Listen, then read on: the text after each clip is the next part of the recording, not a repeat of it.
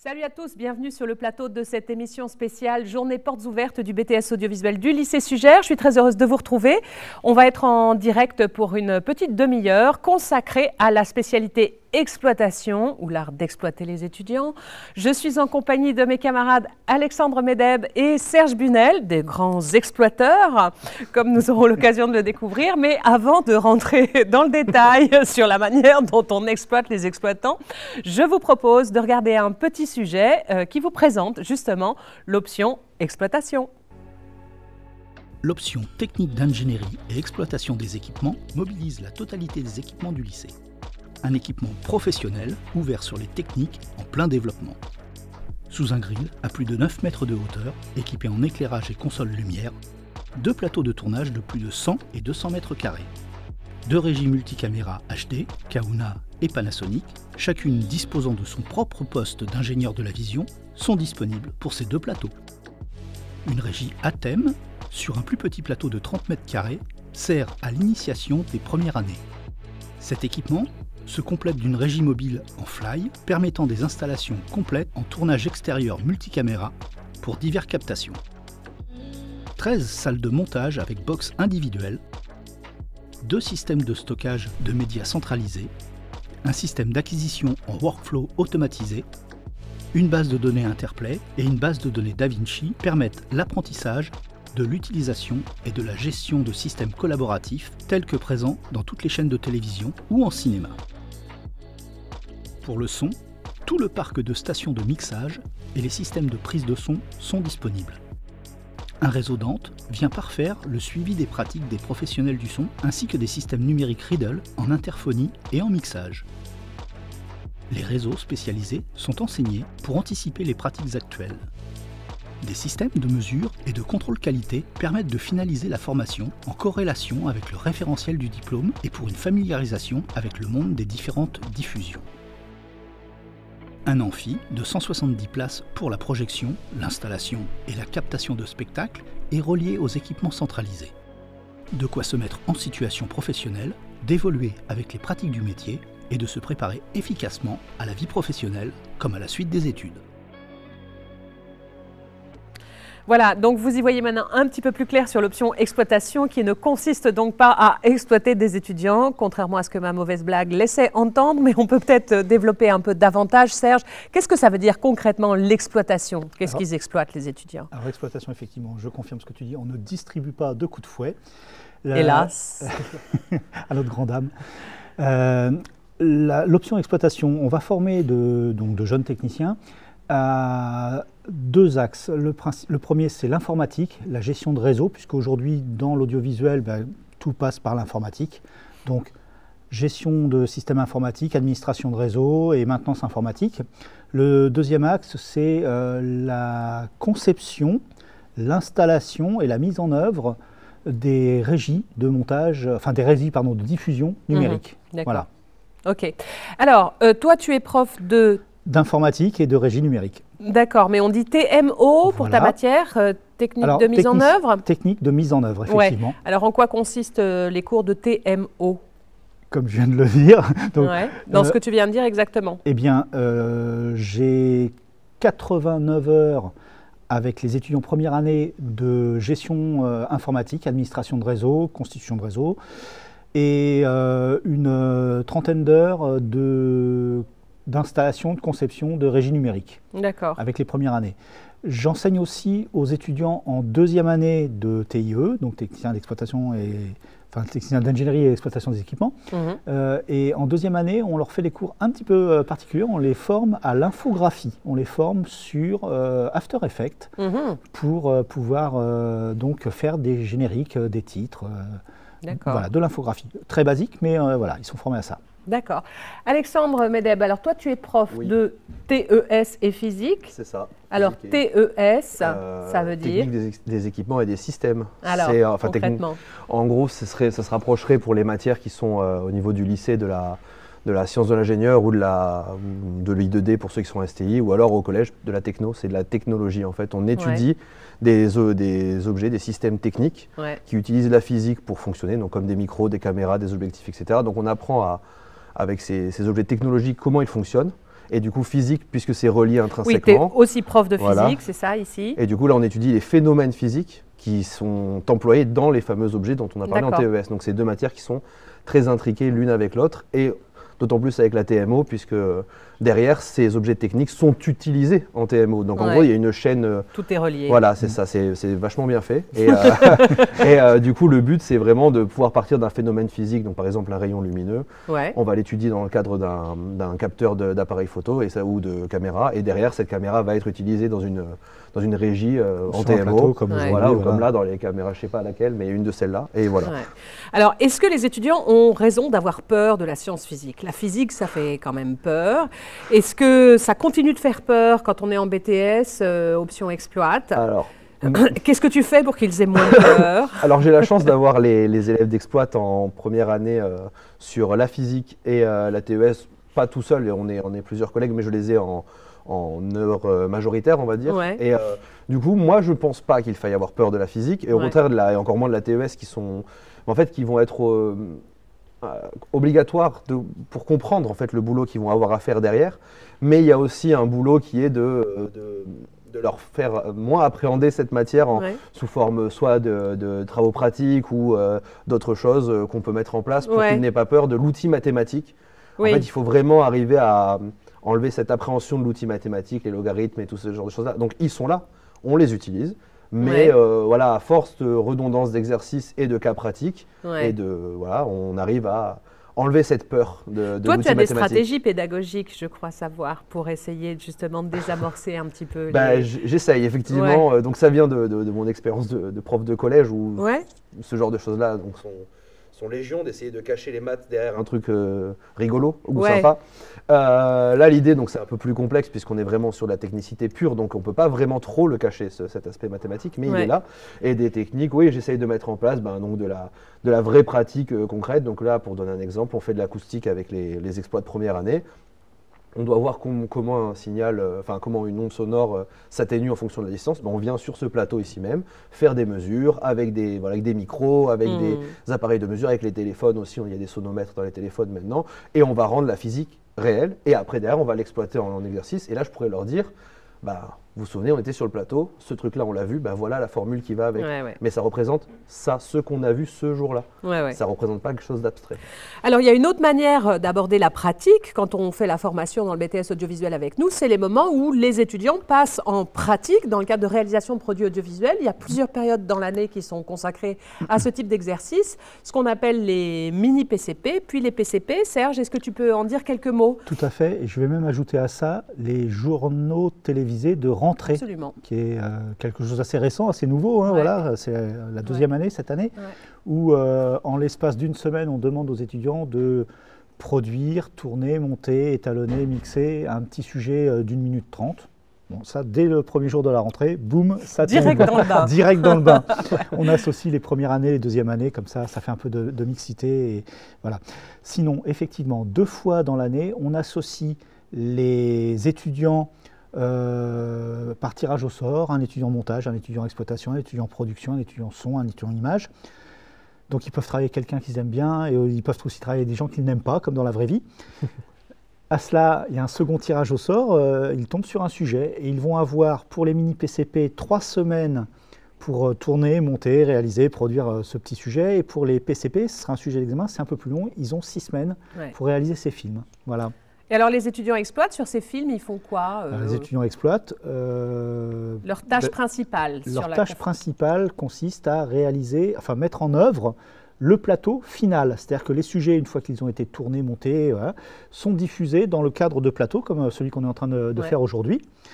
Et donc le job des techniciens d'exploitation, c'est effectivement de fabriquer le genre de choses qu'on a ici sous les yeux. On a une magnifique caméra dans les cintres là-haut qui pourrait nous faire un plan un peu d'ensemble voilà, formidable. Ouais. Voilà. Voilà. Donc les techniciens d'exploitation vont mettre en œuvre tout ça, installer les caméras, installer les écrans, aussi participer à l'installation du décor. Et tout ce que vous ne voyez pas La régie, les systèmes d'enregistrement, les systèmes de calibration de caméra, le mélangeur vidéo. Et ce qu'on appelle le workflow, j'entends toujours parler de workflow, Oui. je les exploite. Alors le workflow, c'est effectivement quelque chose omniprésent. Le workflow consiste à établir sur le papier le cheminement du produit audiovisuel depuis le scénario, depuis le papier, jusqu'au produit livré à la chaîne. Aujourd'hui, on ne livre plus de cassettes, on ne livre que des fichiers, mais voilà, le workflow va décider le chemin, le cheminement, par où on passe, quel codec on va utiliser, quelle caméra va être utilisée. Et ça, c'est l'étudiant exploitation à chaque fois. C'est l'étudiant exploitation qui est responsable de ça. C'est un gros boulot. Ouais. Alors, il ne le fait pas tout seul, il le fait en collaboration avec l'étudiant image pour choisir le type de caméra, avec les étudiants son pour choisir quel type d'enregistreur, quel type de micro.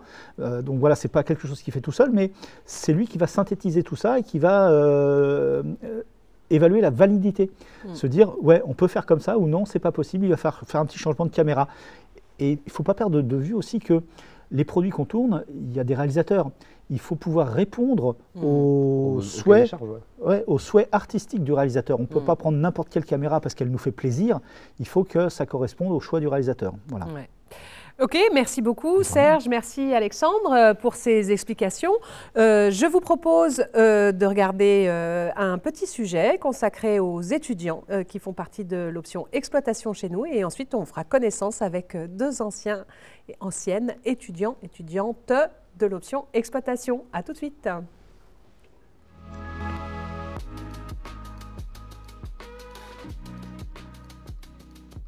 Je m'appelle Aaron Mazala, je suis en première année à BTS audiovisuel en exploitation. Je viens d'un bac pro en système numérique audiovisuel. Je viens d'un bac général spécialité cinéma audiovisuel et physique-chimie à Pointe-Noire en Guadeloupe. Et j'ai décidé de venir ici pour continuer ma formation. On est surtout dans la partie technique et partie ingénierie. On a toute une partie théorique avec la physique-chimie, la TES, le J, la CA et après on a la partie pratique avec la TMO, avec différents professeurs pour affronter différents aspects du métier vers lequel on se dirige. Quand on parle de l'audiovisuel, des fois les gens ils pensent que c'est plutôt artistique, cinéma et tout. Là c'est plutôt rien à voir parce que je suis vraiment dans la partie technicien et ingénierie. Donc tout ce qui est derrière ce qu'on ne voit pas à la télé, genre installation des régies, réglage des caméras, tout ce qui va avec. Ouais. Si j'avais quelque chose à dire à de futurs étudiants, ce serait d'abord d'être sûr que c'est bien ce que vous voulez faire. Si vous êtes motivé, il n'y a aucune raison que vous n'y arriviez pas. Voilà, on se retrouve donc sur le plateau de notre émission spéciale Journée portes ouvertes du BTS audiovisuel du lycée Sugère.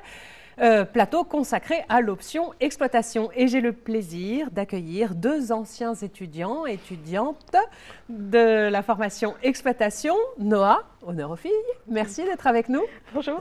Bonjour. Et Mehdi. Bonjour. Merci aussi d'être avec nous. Plaisir partagé. Ah, c'est cool, ça fait plaisir de voir vos mines réjouies, vos grands sourires de professionnels heureux. Alors, oui. La question justement, c'est où est-ce que vous en êtes professionnellement?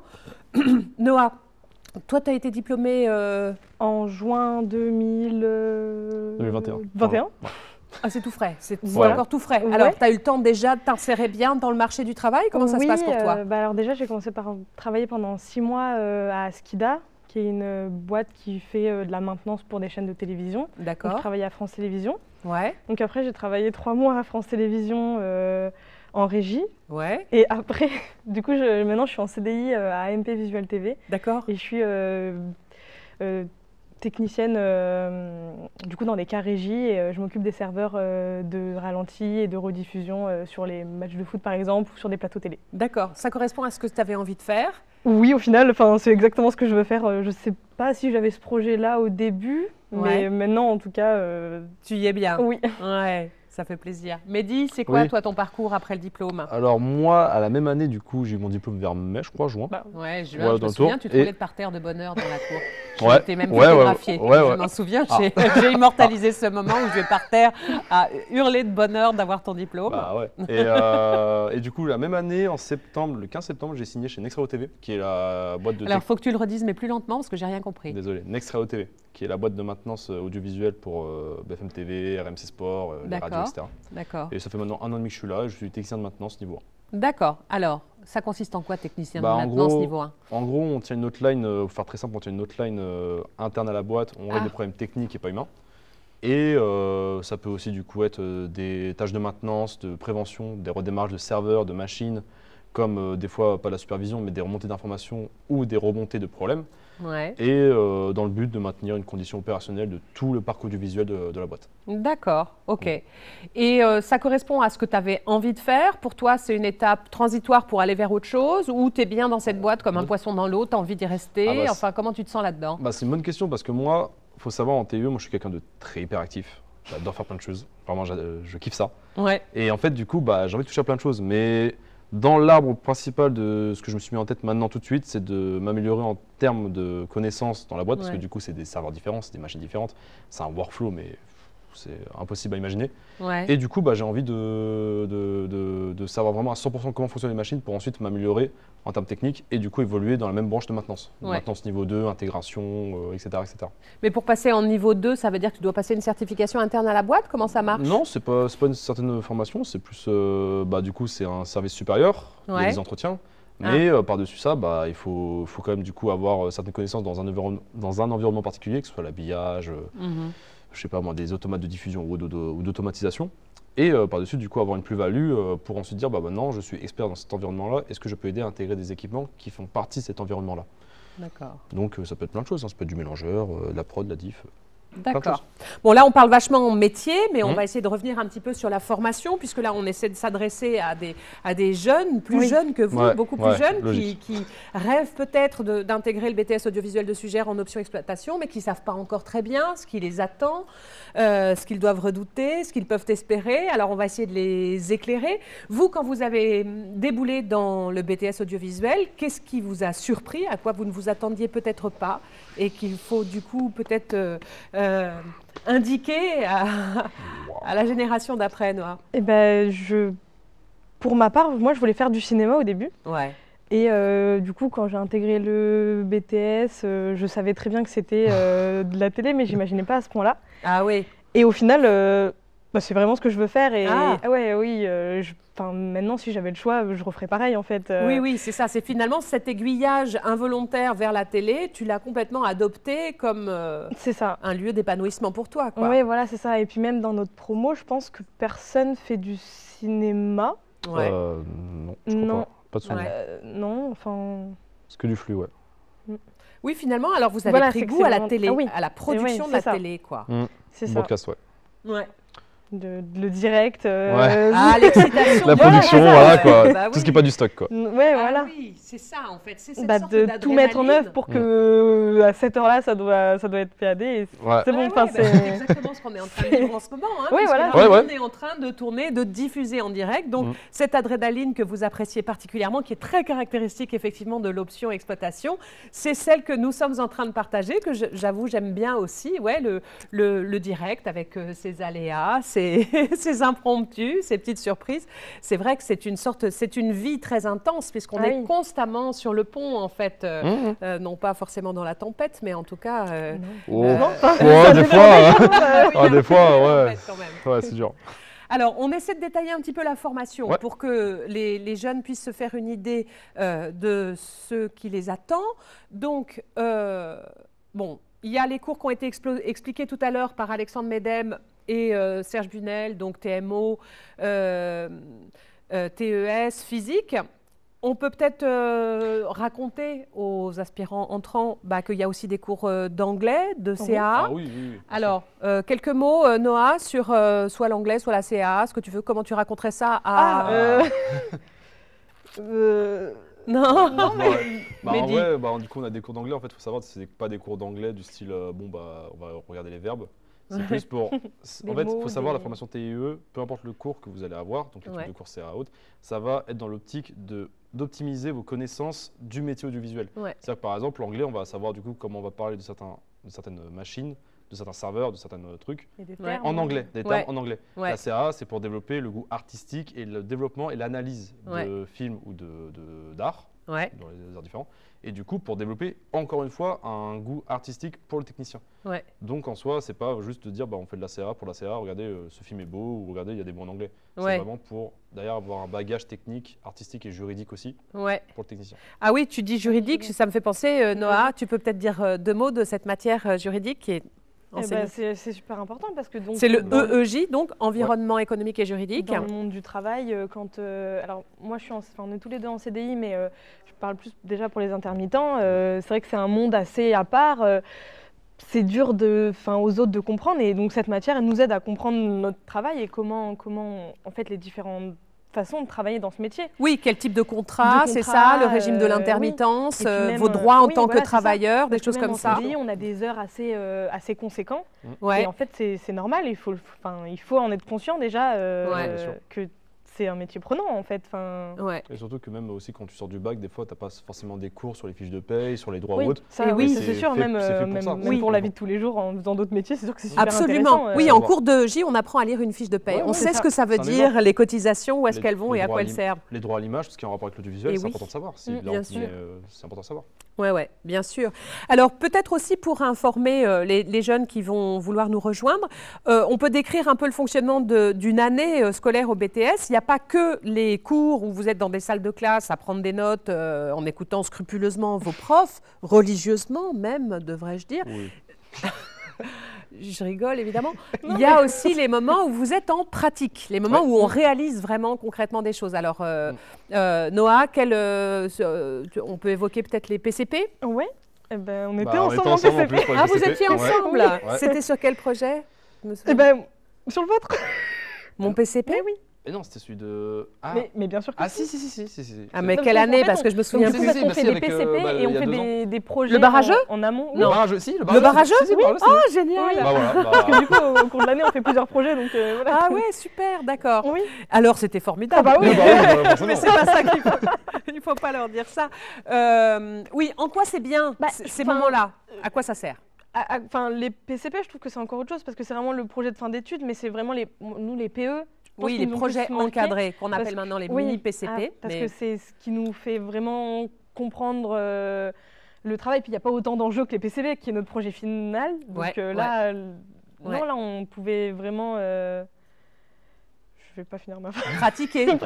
On peut vraiment pratiquer. Je pense que c'est ça l'idée. Et un peu ce qui est bien, c'est qu'en fait, dans les PCP, il y a 2 étapes. Il y a la partie, du coup, on va dire stock. On va faire du coup un reportage, un documentaire, un film ou autre, qui va du coup consacrer du coup à l'exploitation du coup d'équipements pour les images, les sondiers, les monteurs, et une partie du coup diffusion, faux JT, où là maintenant ça va être l'exploitant qui va mettre en place les équipements de diffusion, qui va mettre en place les mélangeurs, les synoptiques, l'enregistrement, le truquisme, enfin tellement de choses que là du coup le technicien va pouvoir être dans son monde, parce que du coup au final le tournage ça va être du coup de la vérif PAD, ça va être du workflow, mais c'est assez fermé dans le sens où le technicien fait autre chose que ça. Oui. En général. Oui, pour toi, le cœur de métier, c'est vraiment... le cœur du métier, ça reste du broadcast, ça reste pas forcément du stock, mais si on peut toujours, mais le cœur du métier, c'est le broadcast. Alors, il y a un autre élément, à mon avis, qu'il faut décrire dans la formation, c'est l'histoire des stages. Oui. Vous êtes amené, en tant qu'étudiant BTS, à faire 2 périodes de stage pendant votre formation. Un stage pendant la première année, un stage pendant la deuxième année. Alors... Nous avons été l'exception. Il y a eu le Covid, donc on n'en a fait qu'un. Oui. Mais oui, c'est super intéressant. Enfin, moi, je sais que du coup, j'avais fait mon stage à Euromédia, qui est l'équivalent de la boîte dans laquelle je travaille. Et c'est là où je me suis dit, c'est ça que je veux faire. Et c'est là où on se rend compte une révélation pour toi, le stage. Ah oui. Pour toi, c'est ça aussi, Mehdi. Le stage, c'est un moment de révélation. Un moment de révélation de ce qu'on peut faire ou ce qu'on peut pas faire aussi. Oui. C'est des trucs, des fois... Parce que ça aide aussi. Je pense que c'est important d'en faire 2 et d'essayer de faire 2 choses différentes. Très contrastées pour pouvoir vérifier ce qu'on aime et ce qu'on n'aime pas, quoi. Moi, j'ai fait dans un théâtre pendant le Covid, je me suis pas amusé, quoi. Ah ouais? C'était fermé. Du coup, d'accord. j'ai fait des schémas, etc. Mais au final, je suis sûr que je sais que maintenant, le monde de l'art vivant, je ne pourrais pas parce que c'est pas ma cam, quoi. Alors que je pourrais, mais c'est pas ma cam. Oui, techniquement, mais après, il y a différents domaines. Oui, bien sûr, des domaines, dans le broadcast en lui-même, la télé, là où je suis actuellement, je suis épanoui. Ah oui. Mais je sais, est-ce que je reviendrai dans le monde du théâtre? Je sais pas, parce que le stage m'a permis de juger.